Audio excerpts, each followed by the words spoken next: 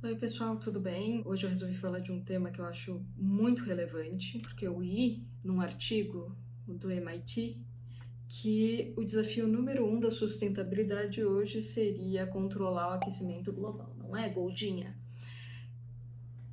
Golda concorda. Então, eu quis estudar um pouquinho, né, como as tecnologias podem ajudar esse problema, essa questão que é o aquecimento global. Explicando um pouco como esse aquecimento global funciona, né? São emissões de CO2, o dióxido de carbono, e que levam a mudanças climáticas que estão acelerando o aquecimento em algumas regiões e tendem a ameaçar todo o ecossistema global com climas extremos, com situações extremas, como secas, incêndios e inundações. E o CO2, que é um gás de efeito estufa, é liberado quando a gente queima combustíveis fósseis, como petróleo, gás natural, carvão. E os cientistas identificaram esse potencial de aquecimento com dióxido de carbono para aumentar essas temperaturas globais através de medições que estão sendo feitas desde 1900, mais ou menos, né? E que linkam diretamente o CO2 com aquecimento em registros de vários continentes e todos os oceanos. As temperaturas têm subido na mesma taxa em todos os lugares, embora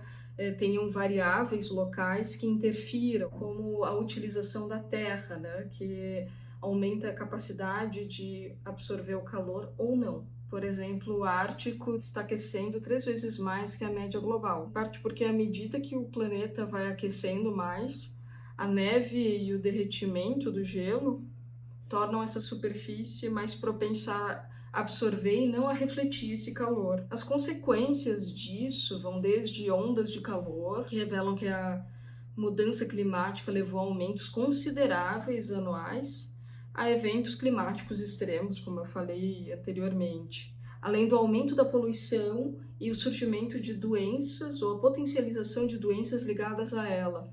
E também tem estudos que já mostram que esse aumento de calor pode diminuir a produtividade de trabalhadores. Talvez por aí interesse algumas empresas a trabalhar contra isso, né? E eu vi um estudo também muito interessante sobre o aspecto sociológico, que foi escrito por um grupo aí de cientistas, a Courtney Plant, o Johnny Allen e o Craig Anderson, que fala que esse aquecimento global pode levar a maiores índices de agressividade, né, tanto individuais como grupais.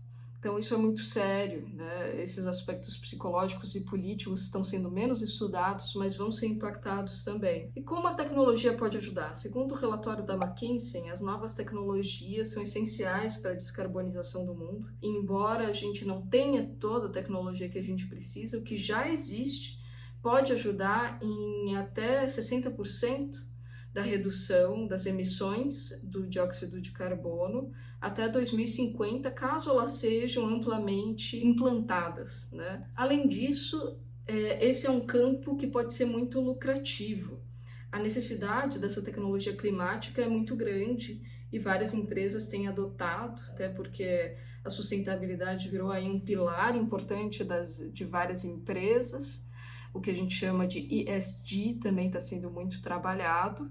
E essas tecnologias podem atrair investimentos de 1,5 a 2 trilhões de dólares de investimento capital até 2025. Então, olha aí, gente. Vamos ficar atentos, né? Quem quiser me chamar para um projeto desses, estamos aí, né? Algumas dessas tecnologias podem ser o transporte elétrico, a automatização de indústrias de uma forma mais verde, a agricultura, repensar a agricultura de uma forma mais sustentável, isso é super importante aqui no Brasil. E o capital fica cada vez mais abundante para essas tecnologias. Além disso, a energia nuclear pode ser muito importante como parte da solução. O processo de fusão, que é o processo que dispara o Sol, segundo alguns artigos que eu li, que são, na verdade, dois núcleos de átomos superaquecidos que são levados a se fundir, isso libera uma quantidade enorme de energia, pode ser parte desse processo de geração de energia limpa. Projetos como o da Climeworks AG, que fez uma parceria com a Carbfix, podem ser interessantes. O que eles fizeram? Eles se reuniram para abrir a maior fábrica no mundo para sugar dióxido de carbono do ar e bombeá-lo no subsolo, né? Então, assim, uma dessas 15 usinas pode sugar até 9.000 toneladas de CO2, que parece muito, mas na verdade só combate o dióxido de carbono liberado por 2.000 carros.